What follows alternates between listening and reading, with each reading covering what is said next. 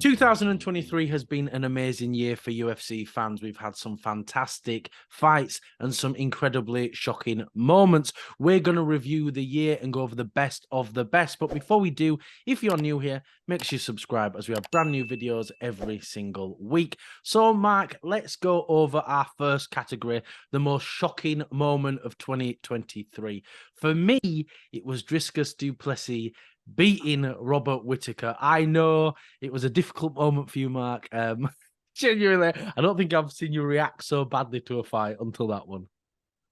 Well, I haven't cried since watching that and The Whale with Brendan Fraser, to be honest. So that just woke some horrible, deep emotional trauma in me. But whilst that was a shocking moment, what I'm going for, Dwayne, is the middleweight division. Again, is Sean Strickland outclassing Israel Adesanya for 5 rounds straight. A flash knockout, you can understand. But outclassing the best striker in the UFC, in my opinion, for 5 rounds straight, I thought that was absolutely... I still can't get over it now. Yeah, 100%. I can't even sort of push forward mine because it is just such a shocking moment, wasn't it? I think with du Plessis versus Whittaker, yeah, sure, du Plessis beat Whittaker, but it almost felt like he caught him coming in, and it was just that shocking moment. It wasn't a whole fight. Whereas with Strickland, when he dropped Izzy in that first round, I don't think I've been ever that shocked. I genuinely couldn't believe what I was seeing.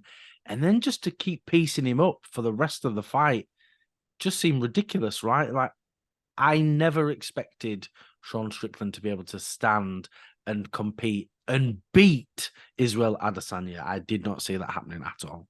Well, that's one of those moments where any other outcome, you'd have gone, oh, all right, yeah, I could probably believe that. Even a flash knockout. Yeah. But to dominate, we'll use that word, to dominate Israel Adesanya for 5 rounds, I couldn't wrap my head around it. I mean, we're not going to go into the ifs and whys it happened and everything, but just as a whole, that's my pick for the most shocking moment of 2023 in the UFC. Yeah, and I'm in agreement 100%. I think that has to be the winner, doesn't it? So, most shocking moment of 2023 is Sean Strickland defeating Israel Adesanya. So, next, Mark, let's move on to KO of the year.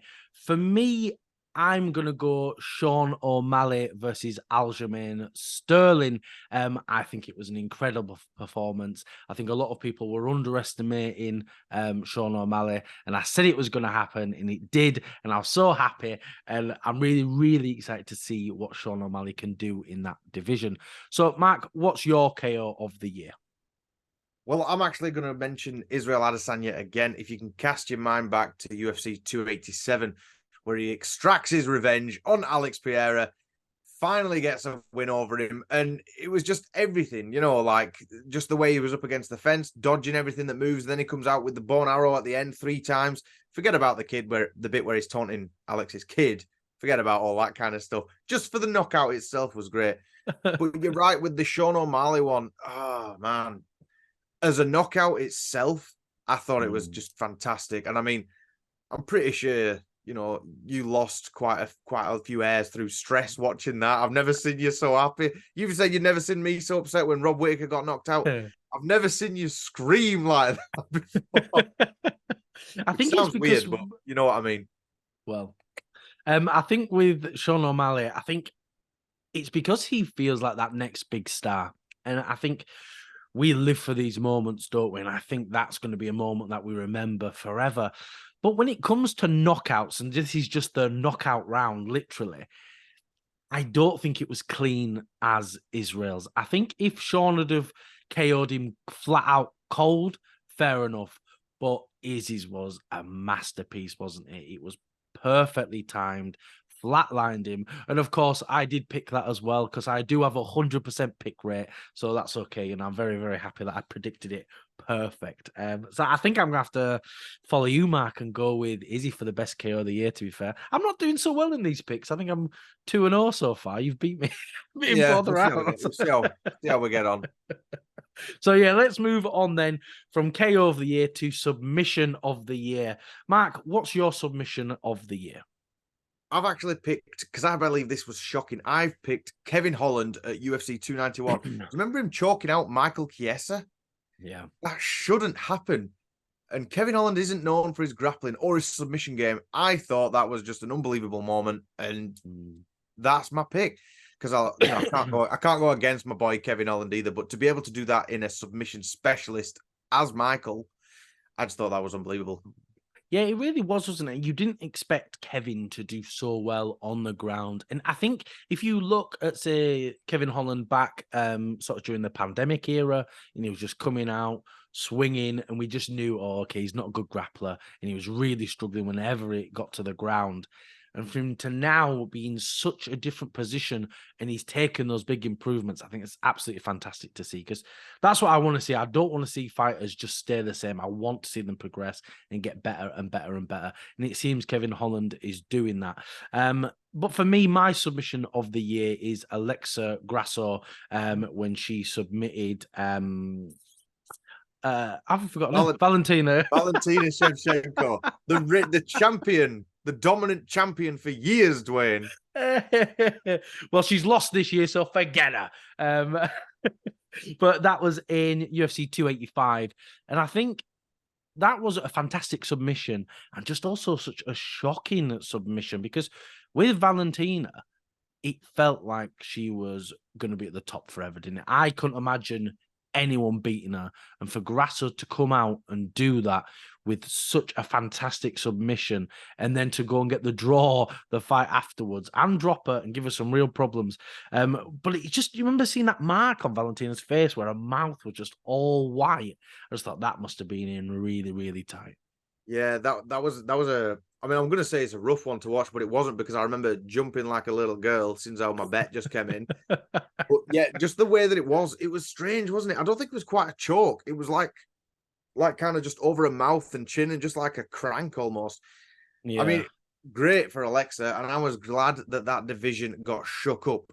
And to be honest, I'm going to, to quote Cejudo, I'm going to bend the knee at this point, and I'm going to give you that one. I think Alexa Grasso's overall, you've got to think what was on the line. A dominant champion in Valentina Shevchenko. Alexa Grasso came in as the big underdog. A lot of people would have lost some money that night. You've got to tip your hat to her, don't you? So I'm going to go with you on that side. Alexa Grasso, best submission of the year. Perfect. Grasso's come in with the Chris Benoit cripple crossface, gets it done, gets the submission. Not the other thing. Not the other thing. Crippler crossface. Right, let's quickly move on to debut of the year. I'm going to pick Felipe Dos Santos. When he came in and fought Manel Cap, I thought he put on a fantastic performance. I don't think he was going to beat him, but to come out on his debut and really, really take a top contender almost to his limits, I thought he put on an excellent fight. You love that fight, don't you? I believe. Yeah, I thought it was really good. It was a really good fight, yeah. But we've mentioned it quite a few times, and it was a really good fight. But I think you are overlooking the debut of Bo Nickel and him shaking up the world of UFC. Now, do you remember, Dwayne, when he came? Now I can't remember the names of who he fought. When he came in, dominated someone for a while, and we said, "Well, we'll see what his hands are like." We only seen him in grappling. And then he ended up coming in and knocking some dude out in about 30 seconds flat. Straight away. Alonzo Menifield, yeah. That was the boy, yeah. Well, he has been a champion before. Well, that didn't prove anything, did it? He was on his ass, looking at the sky, about 30 seconds in. I'm going Bo Nickel. He's shook up the world, Well, to be honest, Mark, I kind of forgot about Bo Nickel. Not that I forgot about him as a fighter. He's excellent, but I forgot he debuted this year. I think with the Contender Series and how much he made such waves there, you almost look at that as his UFC debut, but it's not all. You're right. He did debut this year. And, with Felipe Dos Santos, it was an excellent fight. I really, really enjoyed it, like I said. And I think it's because it was right after a heavyweight fight. So it felt like they were moving at super speed, in comparison. So I think that's why it looked even better. But yeah, I think Bo Nickel has shown what a fantastic fighter he is. And he genuinely could be a champion in the future very, very soon, you know, within the next couple of years. And I think it's crazy to say, but I think it genuinely could happen. So, yeah, I agree with you. Bo Nickel wins debut of the year in 2023. So then, Mark, let's move on to pay-per-view of the year. I'm going to go with UFC 290. This had Alexander Volkanovski versus Yair on it. It had Brandon Moreno versus Pantoja. It was genuinely just such a fun card. 290. Whoever the winner is of this, we were just spoilt as fans because you remember that we had UFC 290 with them great fights that you mentioned. I'm actually going for the one after that. I'm going for UFC 291.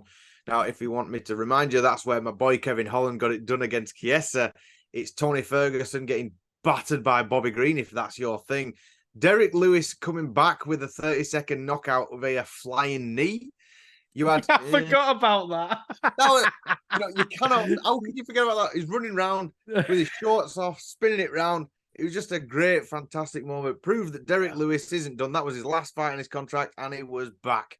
We had Jan Blachowicz versus Alex Pereira, which we'll dust over that one, to be honest. And Justin Gaethje scoring a head kick knockout over Dustin Poirier. I know that you were happy about that, Dwayne. You know, you're not Dustin's biggest fan. No, I'm his biggest hater. That's what I am. I'm his biggest hater. Screw that guy. I think it's just because of the Conor thing. I reckon. It's actually because of Dan Hooker. I think we'll talk about it another time. But I don't like Dustin. I think he's the sorest winner in the world. But I do have to agree and contest here that, yes, I think in hindsight, 291 probably is the better pay-per-view because it's so stacked from top to bottom. And of course, I genuinely think 290 had probably two of the best fights of the year with Volkan Yair and Pantoja versus Brandon. But you have to look at it overall as a whole card, right? And I think you're right. I think especially when we had to see Duplessis beat Whitaker, I think that just takes it off as the best pay-per-view. Worst card of the year. By far. Let's put it to the bottom. But yeah, 100%. Let's go UFC 291 for the best pay-per-view of the year. And talking of the worst pay-per-view of the year, Mark, what is the worst pay-per-view of the year for you? Well, I've actually got it up in front of me, Dwayne, and I'm going to remind you here, and don't fall asleep, please. It's UFC 289. I'm obviously being a little harsh there, you know. But if you remember, it was Amanda Nunes headlining against Aldana, where she retired shortly after. Co-main in that event was Charles Oliveira knocking out Beneil Dariush in the first round, which granted was a good fight, but it's one of those, especially for you being in the UK at the time, why would you stay up for that? Who else have you got? You had Nate the Train. He's all right. You had Mike Mallet. Okay. That's it. It was just a card. It was just two people fighting one after the other. And I don't know. There was nothing more to say about it, really. It definitely wasn't worth you staying up for. No, definitely not worth it all. Well, for me, I'm going to put forward UFC 288. Originally, Charles Oliveira and Dariush were supposed to be on this card, but then they went to 289 instead. So on this one, we had, let me just pull it up, we had Aljamain Sterling versus Cejudo. Bilal Muhammad beat Gilbert Burns again in another boring fight. Though, I tell you what I did actually enjoy was Yan Xianan versus Jessica Andrade. She got a cracking KO in that fight. It was really good. And you had Charles Jourdain and that awful fight with Kron Gracie, where Gracie literally just dragged himself across the floor. But in some ways, it was quite entertaining seeing such a poor fight. And Aljamain Sterling and Henry Cejudo was fun at least. I'm kind of talking myself out of my own pay-per-view being bad here. Yeah. You start justifying it one way or the other, don't you? Yeah, I remember that Gracie, because there was such a big hype around him because of his name, and then he was just like a dog with an itchy ass dragging himself along the carpet. It just wasn't entertaining at all. Everyone was thinking, what the hell is this? Yeah. Jesus. Yeah, well, I think because I'm sort of talking myself out of my own pick, I think then we have to go with yours, right? 289 is probably the worst card of the year. I mean, yeah, sure, it had that fun fight with Oliveira and Dariush, but one fight, that's it. Whereas at least with 288, you had a couple of interesting fights, and it meant something for the division. So yeah, I think the worst pay-per-view of the year is UFC 289. So let's move on to something a bit more positive, Mark. For you, what's the best title change of 2023? Well, I previously mentioned it earlier, and I still stand by Sean Strickland beating Adesanya just because it's something that wasn't meant to happen. It was a spanner thrown in the works of the middleweight division. No one expected this. And from everything from the first round, dropping Adesanya to screaming at him for the last 15 seconds, everything about that fight, I just thought was fantastic. But I'd like to hear yours. What is it? Well, for me, it's Sean O'Malley. There's a lot of me and you just kissing up to different Seans in this video, isn't it? We both seem to be a fan of both of them. But for me, Sean O'Malley put on a fantastic performance and he beat Aljamain Sterling.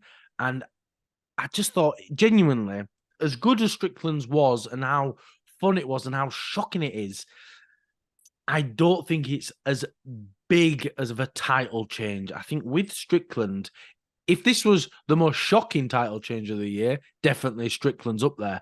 But with O'Malley, I think he's going to really set a division forward here. He is going to take this and he's going to be a very, very dominant champion, or at least be an entertaining champion for quite some time. Whereas I think with Strickland, I think the problem with this is, yeah, he's become champion. He had that fantastic fight. But I think his reign is going to be very, very short. I think he's going to lose to Duplessis next year. And then we get Duplessis versus Izzy. And Izzy's going to beat Duplessis. And then we're going to be back to square one. I think going off that, because as I said, Sean Strickland wasn't meant to happen.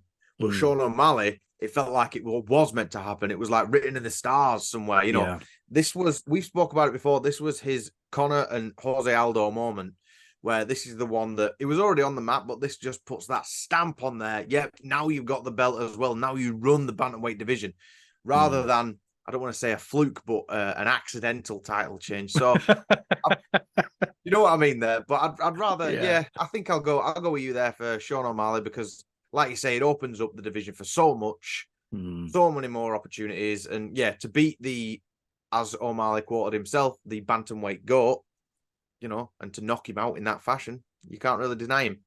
Yeah, I think so too. I think it has to be Sean O'Malley for best title change of 2023. So now, Mark, let's move on to best fight of the year. What's your best fight of 2023, Mark? Well, I'll just tell you straight away, I thought it was Pantoja versus Moreno 3 at UFC 290. Now, hear me out. You might think there's other fights that are better, but you think of the flyweight division as a whole, it's just been, granted, this was another rematch, but it's been rematch after rematch after rematch. But being on such a high, they were the co-main event and it's the flyweight division, and it was just nice to see a flyweight fight that wasn't Figgy versus Moreno for a good while.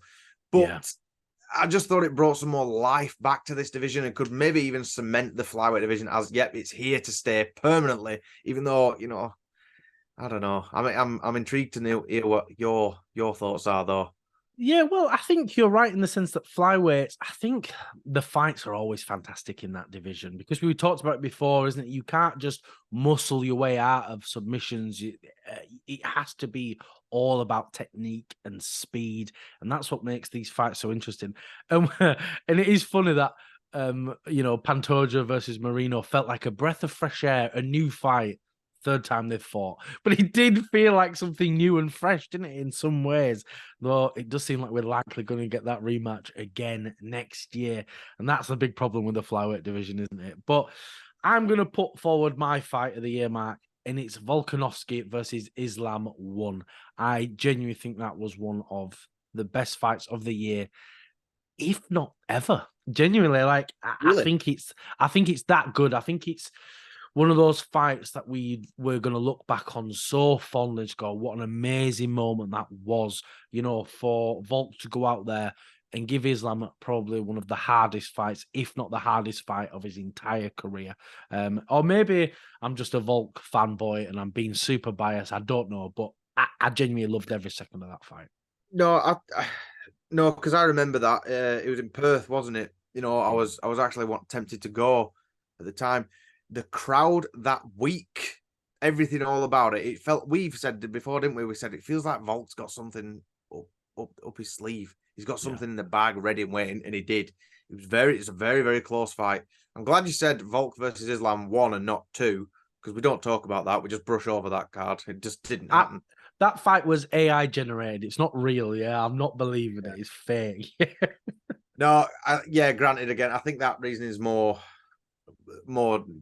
deserving than what mine are for my pick. So I'll go with Islam versus Volk as well. I think that was probably probably the best fight of 2023 as a whole, because you don't just want flash knockouts, do you? In the very first round, you want the fight as a whole, and I Yes. think that delivered every round, every step of the way. I thought it was it was exciting.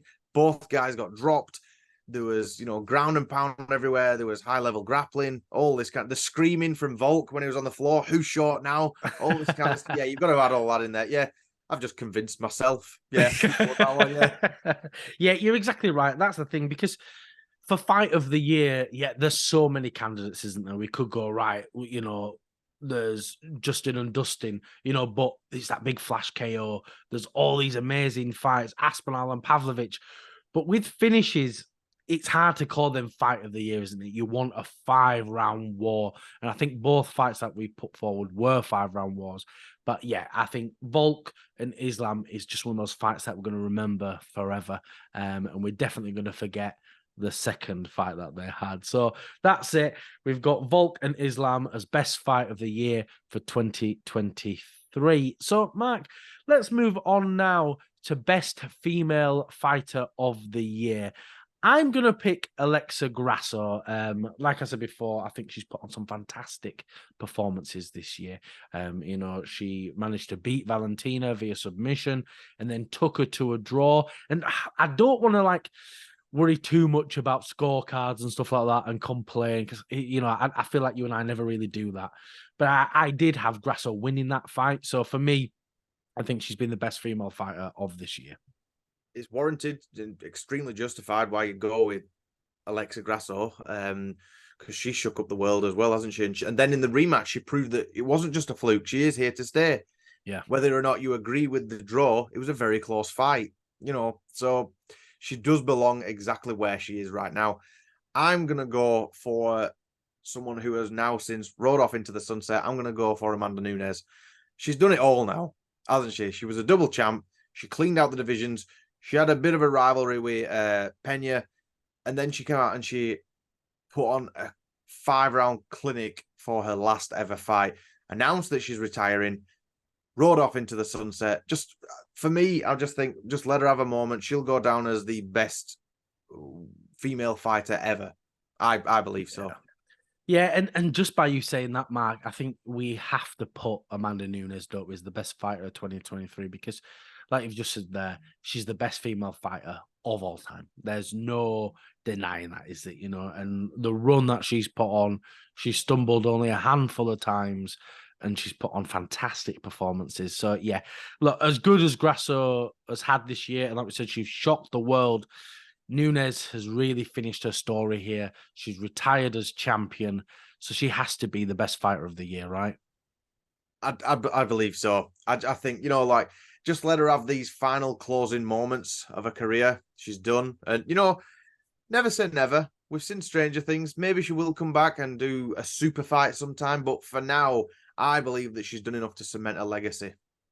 Yeah, I agree 100%. So there we have Amanda Nunes as female fighter of 2023. So now, Mark, let's move on to male fighter of the year. I was really, really struggling with this because I did want to put Alexander Volkanovski in this spot because, he's had a fantastic year. He gave Islam such a difficult fight. He had a fantastic defense against Yair. He was pound for pound number one. But then, unfortunately, makes me sad, he got dropped by Islam Makhachev with that crazy head kick. So now I have to go the opposite. I've got to pick Islam Makhachev as the best male fighter of the year. I think he had that fantastic performance against Volk. And just to show how great his grappling is and how much he's moved forward from that now, and that perfectly placed head kick against Volk. It hurts me talking about it. I don't even like talking about it, but he was literally perfect. You know, Volk put the guard up. He saw it coming, ready to defend it, and Islam just dinked it over the top, placed it perfect, and finished our boy Alexander Volkanovski. Yeah, look, credit where credit is due. You know, that was perfect by Islam, and he's had a great year, 2 title defenses, you know, against the same dude. But still, I'm excited to see what happens more in 2024 with Islam. What's next for him? You know what I mean? But I think that you are overlooking the future heavyweight GOAT in Tom Aspinall. Let's not forget that 2022, we don't talk about that because he sustained a knee injury. He came back earlier this year, knocked out Marcin Tybura within around about a minute, something like that. That was the comeback of all comebacks. I thought it was fantastic. Everyone welcomed him back. Everyone just keeps asking, what's next? What's next? What's next? He had a short notice fight at 295 against Sergey Pavlovich for the interim heavyweight championship. Came out, did the same thing again, knocked him out in a minute around about that time. And now people are finally talking about him being at the top of this division, fighting John Jones, fighting Stipe, fighting these big, huge names that people regard as the GOATs of the sport. Finally, they've got some not only respect on his name, but they're discussing the outcome of these fights, and they're seeing that, you know, Tom could do it. And I firmly believe that he will do. I firmly believe that he will be heavyweight champion. I think he's going to dominate. I agree. I think he is going to absolutely batter John Jones when that fight comes up. If that fight ever comes up, it's difficult, isn't it? Because I can really, really see both as being candidates for fighter of the year. But I think with Aspinall's story and what he's done this year to come back from a severe injury and put on a clinic against Tybura and then come out in 5 minutes notice against Pavlovich. I think he was in the crowd and, you know, he just walked out. Well, yeah, I'll do it. I'll battle him if you want. And you know what's amazing about Aspinall, right? When he got that call and he accepted the fight, he injured his back the day after and he didn't train that week. He didn't train. And what a bloody moment. And he came and he knocked out Pavlovich. Yeah, I think it has to be Aspinall, doesn't it? And I think, you know, maybe there's a little bit of British bias coming from us, but, you know, Aspinall's story and the performance he put on, it just has to be that, right? Yeah. I do believe so. I mean, exactly like you say, because it's much bigger than just being in the cage. We've got to look at the full story. This was his comeback. There were some people that were saying that he was done last year after he sustained his knee injury. You're like, what are you talking about? Idiots. Dumbass. Well, people were saying that, weren't they? Were like, oh, well, you know, you could see he was struggling against Blades. I was like, what do you mean? The fight lasted about 10 seconds, you idiots. You can't take anything from that. What are you on about? And, you know, I think you're 100% right. With Aspinall, he could go down as the heavyweight GOAT, and I'm really, really hoping he is. So fingers crossed for that. But yeah, Tom Aspinall is male fighter of 2023. So that's been our year in review, and it's been a fantastic year of fights, and I can't wait to see what 2024 brings. Thank you for watching. If you can like, comment, and subscribe, it really does help us out.